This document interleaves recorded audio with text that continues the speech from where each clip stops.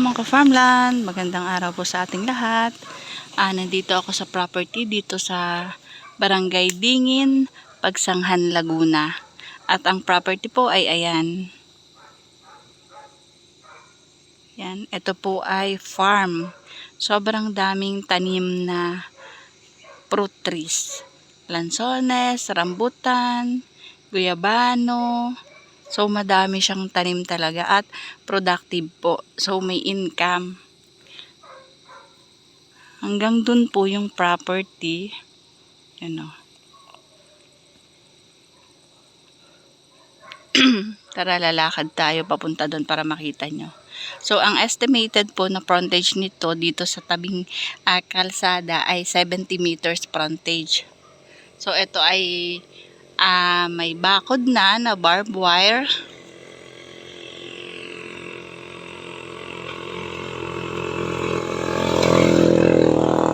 At kung makikita nyo, ang daming bunga ng rambutan.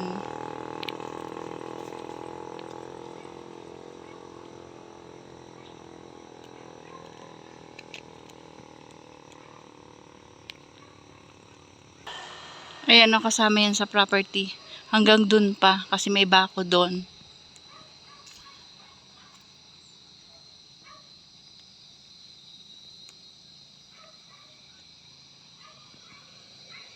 Yan, madami siyang tanim na fruit trees. So, nandito ako sa labas, dito sa tabing kalsada.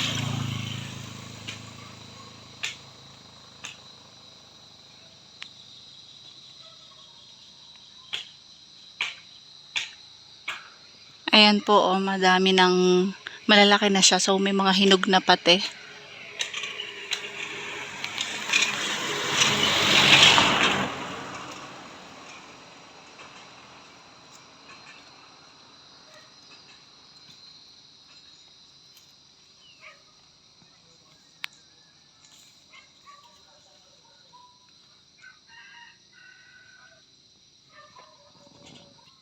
Ito, hanggang dito yung bakod. Inaayos ni kuya yung bakod.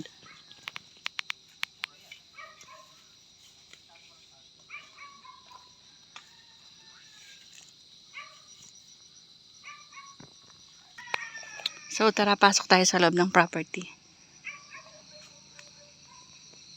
Ito po ay meron ng gate, tapos meron ng bakod. At ito po ay titulado. Daming mamunga ng dito, ng mangga. Kaya lang parang naapektuhan siya nung bumagyo, naputol yung mga sanga niya.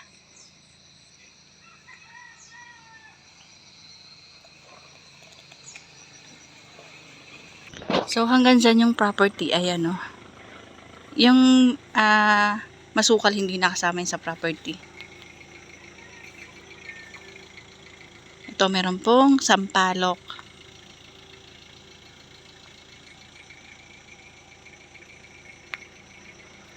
Meron siyang avocado, durian, at lansones. So, ipapakita ko sa inyo yung lansones o may bunga.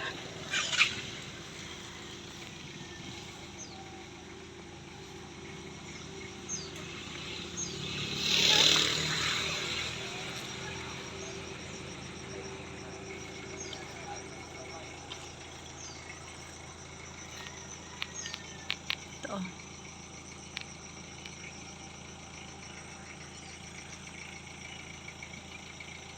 So, abot na abot lang ng ng mga pandak ang lansones.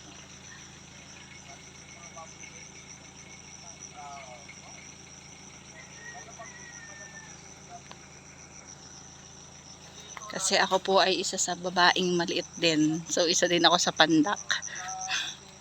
Ayan po ang mangga. Ayan po ang mga dragon fruit. So, kanina nandun ako sa labas. Ngayon pumasok na ako. Igagala ko na kayo dito sa mga madaming bungang rambutan.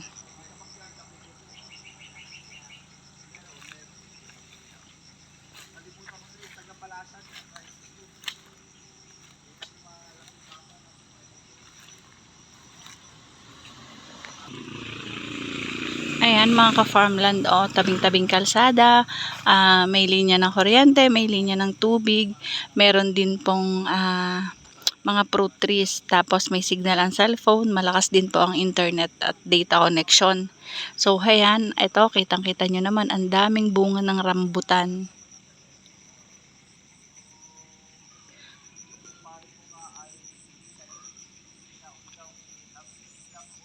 Ang nilalaman ng property na ito, at ito po ay may sukat na 13,936 square meter po. Ito po ay titulado. So clean title ito. At ang rambutan nito ay may 200 puno.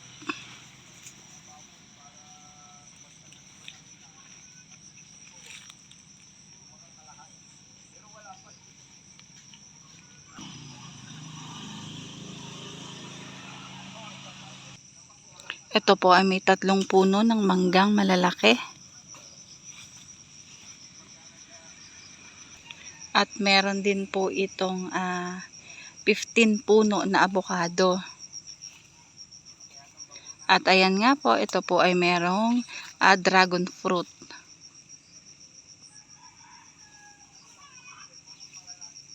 Ang dragon fruit po ay nasa 100 puno.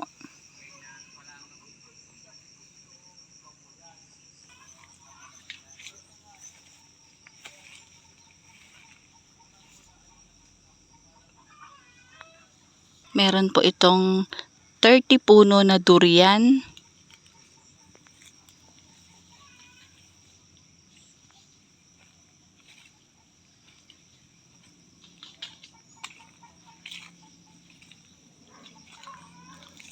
Meron na din po itong isang farm na dinedevelop din po, yung kalapit.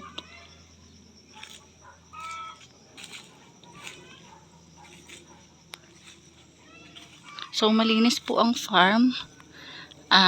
May damo man, may mga talahib man, ganyan lang siya, mababa lang. At ang baba ng puno ng rambutan.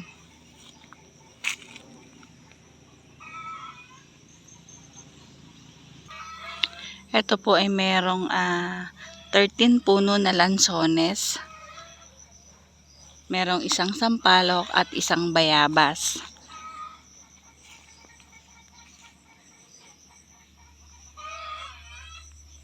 Isang lukban at 4 na puno ng langka.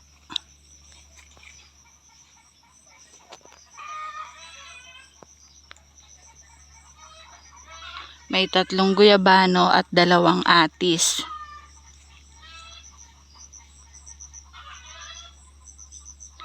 Meron ding 2 lemon at saka 3 puno ng nyog. Mas lamang po dito ang ang mga rambutan. So kung makita nyo, ang daming bunga ng rambutan, kaya lang hilaw pa.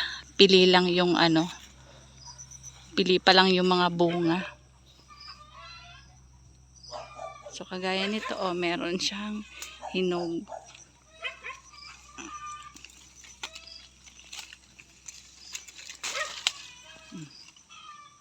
Yan o. May hinog na rambutan.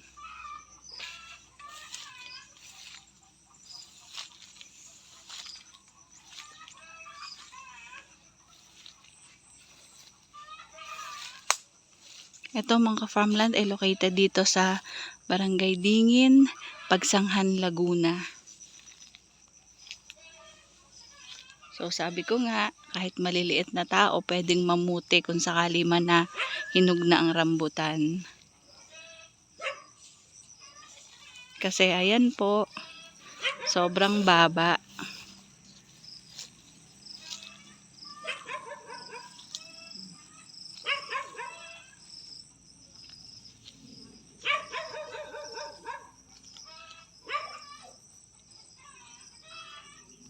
Merong part na mga hinog na yung bunga ng rambutan. So pero karamihan po kasi is September ang harvestan pa nito, hanggang October ata ito.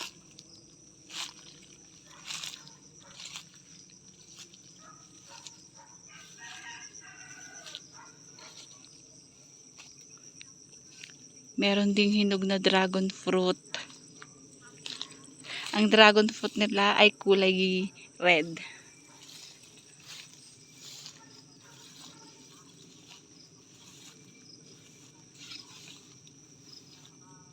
Ayan po, ito po yung dragon fruit. Oh, hinog na din.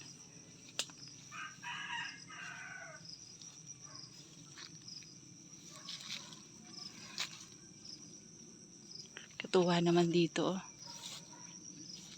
Abot ko. Abot kong kuhain ang mga bunga kung sakali mang hinog na. Ang property ay nalilibot po ng bakod na barbed wire.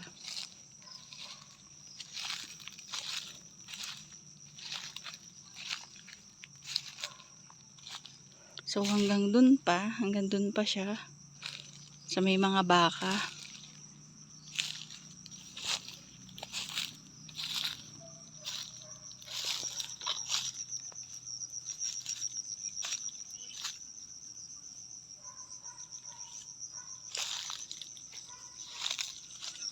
Para po sa gusto ng farm na ganito, patag, may tubig, may kuryente, malapit sa bayan. Siguro ito na po yung hinahanap nyo. Ito po ay located po dito sa Barangay Dingin ng Pagsanghan, Laguna. Ito po ay clean title at 3 kilometers po from doon sa may Iglesia ni Cristo. And ito po ay malapit po sa Von Welt Farm. Siguro mga 250 meters lang dun sa Von Welt Farm.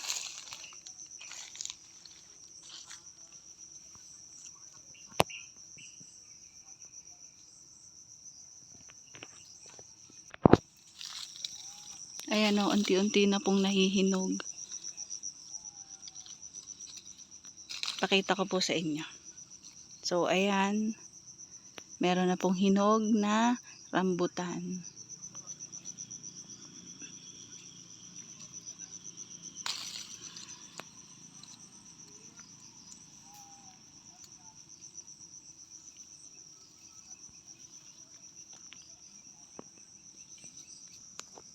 Ito po mga farmland ay dating piggery nung may-ari. So, nagsarado na siya nung panahon ng nagkapeste yung ASF. So, isinarado na niya itong farm.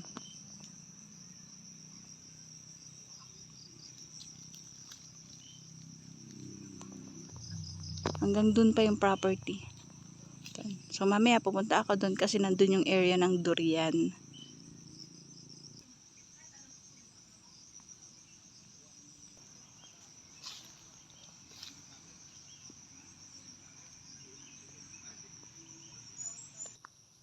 Ayan, ito po mga ka-farmland ay 1,500 per square meter pero negotiable. So makikipag-usap na lang po kayo sa may-ari ng lupa about po sa tawaran. So ito pong 1.3 hectares, almost 1.4 hectares ay puno po ng tanim.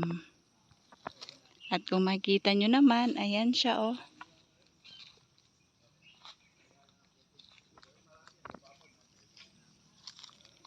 Pangita.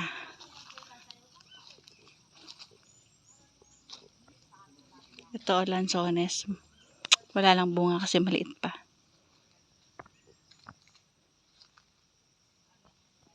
So hanggang dito, puno siya ng tanim. Mabababa. Oo ha? Sabi ko nga, kahit ako maliit, abot ko siya.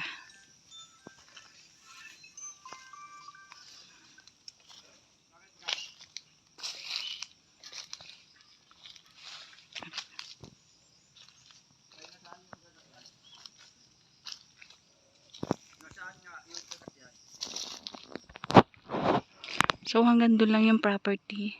Kasi libot ng barbed wire. So wala makakapasok kasi masyadong maliliit yung panay.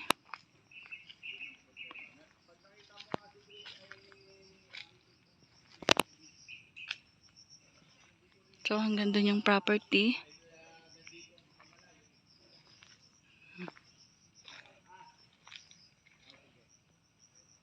Ayan o, madami na tong hinog. Hindi ko lang abot.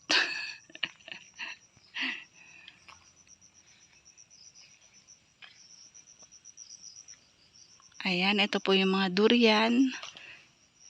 May kung ilang puno ng durian dito, then meron din doon, sa part doon. So, meron palang kape. Ayan o, may ilang puno ng kape. Siguro nasa 10 puno din siya ng kape.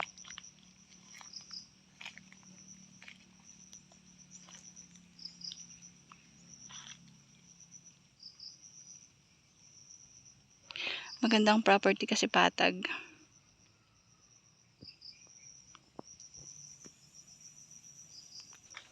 Ayan, ito yung dating piggery.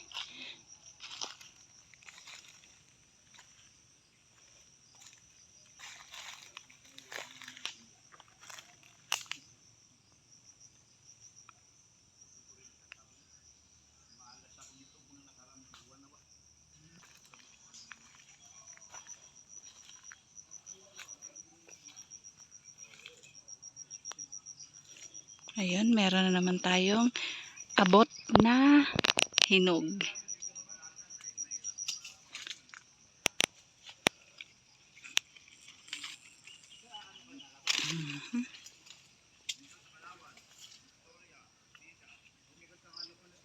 Nakakaipon na si Ka-Farmland TV. Kasi pwede ko daw makuha yung mga abot ko. So medyo madami akong abot ngayon dito. Diba?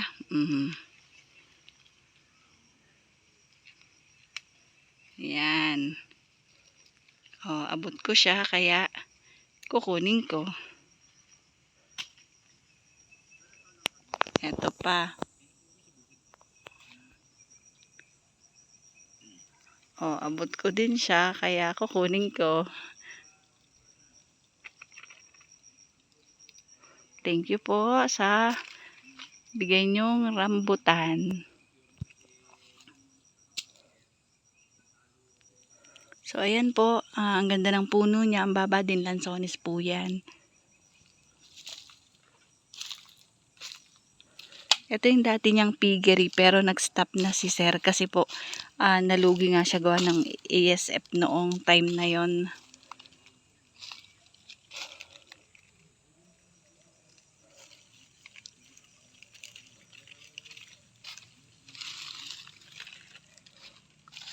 Yan o. Makakarami si Ka-Farmland TV ng ng rambutan. Basta abot ko daw, kunin ko di akin na.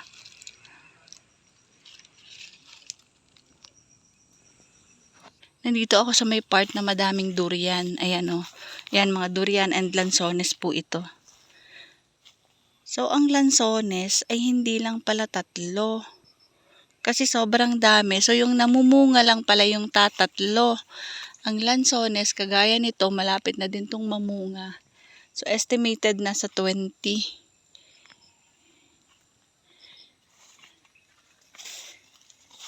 Yung 3, yun lang yung namumunga pala. So, may papaya din. Ayan o, merong mais.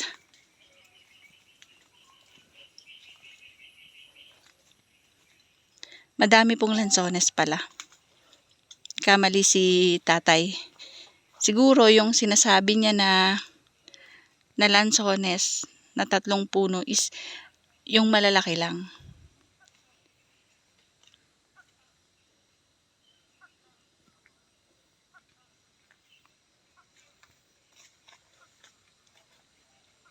Ayan o, kasi itong mga yan, lansones po kasi yan.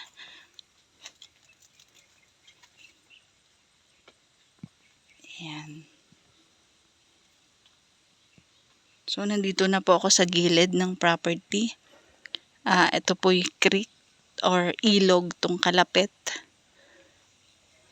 Pero mataas tong property sa ilog. So, hanggang dyan lang siya. Yan, lansones. At mga durian.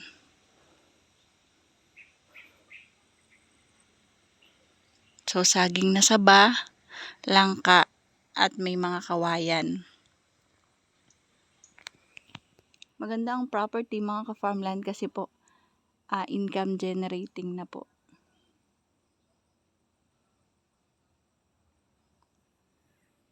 So, paano mga ka-farmland? Sana'y nagustuhan nyo tong video ko. Maraming salamat po sa aking mga followers, subscribers, at viewers. Thank you po sa suporta kay Ka-Farmland TV. Bye-bye po!